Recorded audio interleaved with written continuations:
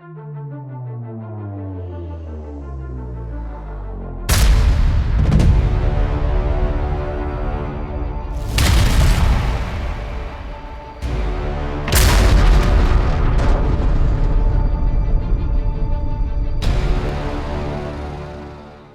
footage released by analysts from the DeepState community shows the burned remains of the military vehicles, indicating that they never reached their intended destination. The convoy, which aimed to reinforce Russian positions near Avdiivka, was intercepted and neutralized between Verkhnotoretske and Kamianka. Russians were preparing to deploy their equipment to Avdiivka, but they were destroyed between Verkhnotoretske and Kamianka.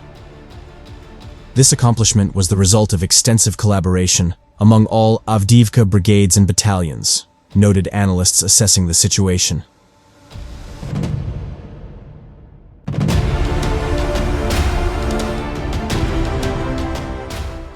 Presently, tensions remain high near Avdiivka, as Russian forces attempt to encircle Ukrainian troops and fully seize control of the city. This escalation mirrors the prolonged urban warfare witnessed during the battle for Bakhmut, another eastern Ukrainian city, which fell to Russian forces last May after months of relentless combat. Avdiivka, formerly home to approximately 32,000 residents, saw brief occupation by Moscow-backed separatists in 2014 before Ukrainian forces recaptured it and established defensive fortifications.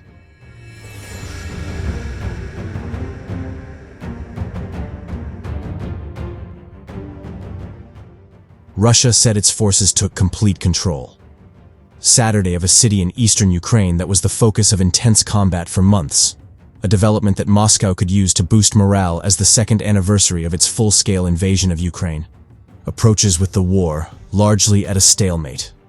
The Russian Defense Ministry's announcement came the same day Ukraine's military chief said he was withdrawing troops from the city of Avdiivka, where the outnumbered defenders had battled a Russian assault for 4 months.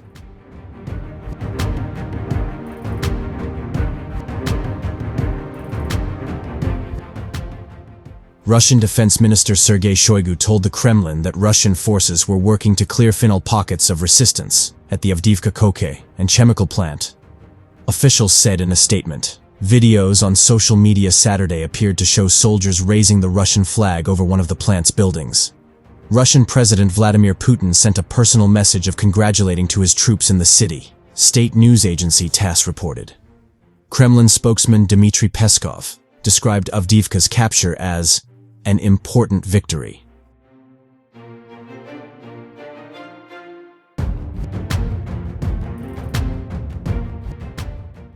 Along with the invasion's upcoming anniversary on February 24, Russia also is preparing for a March presidential election that is all but guaranteed to give Putin another 6-year term. The Kremlin has cracked down heavily on dissent during the war, and the death Friday of imprisoned opposition leader Alexei Navalny has silenced the voice of Putin's most formidable foe. Ukraine is back on the defensive against Russia in the nearly 2-year-old war, hindered by low ammunition supplies and a shortage of personnel. Speaking at the Munich Security Conference on Saturday, Ukrainian President Volodymyr Zelensky warned his country's allies that an artificial deficit of arms for Ukraine risked giving Russia breathing space and allowing Putin to adapt to the current intensity of the war.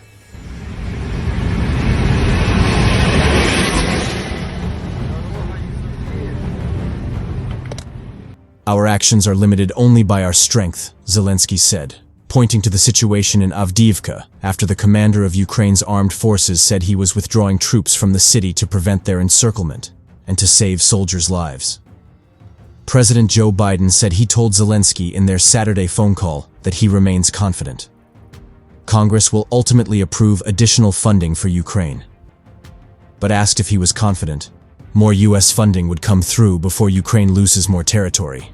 Biden acknowledged, "I'm not."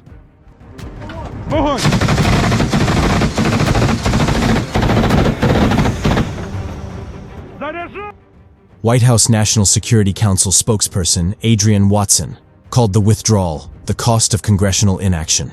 In a short statement posted on Facebook, Colin Gen Oleksandr Syrsky said the Ukrainian troops were moving to more favorable lines. Our soldiers performed their military duty with dignity, did everything possible to destroy the best Russian military units, inflicted significant losses on the enemy in terms of manpower and equipment.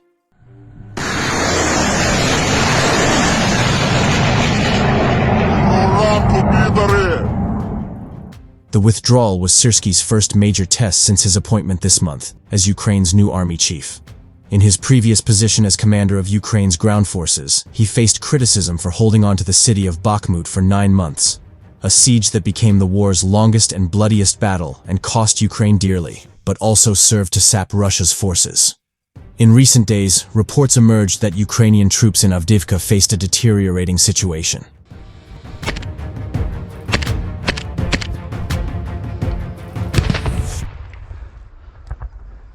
Rodion Kudryashov, deputy commander of the 3rd Assault Brigade, said Friday that Ukrainian troops were still holding out against the onslaught of about 15,000 Russian soldiers, but he expected the situation would soon become critical. The enemy is trying to penetrate our defense and in some places to bypass our positions, he told the Associated Press. The 3rd Brigade said on its social media account Friday that its soldiers were at the huge Avdiivka coke plant. Russian warplanes have been dropping about 60 bombs a day, relentlessly shelling the area and launching assaults with armor and infantry, the brigade said.